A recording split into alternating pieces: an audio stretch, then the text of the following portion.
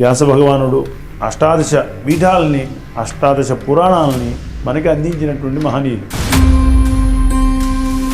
అమ్మవారి యొక్క శక్తి స్వరూపంతో ఈ మిగిలిన యొక్క సృష్టి తయారైంది.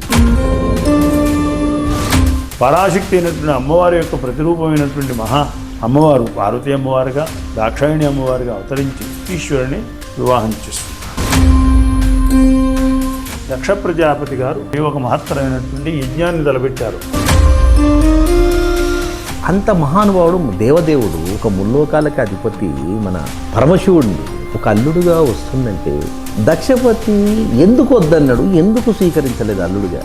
ముందు జరిగేది జరగబోయేది జరుగుతున్నది అంతయు కూడా అన్నీ ఆయన తెలుసు ఉండేటువంటి వ్యక్తి. కానీ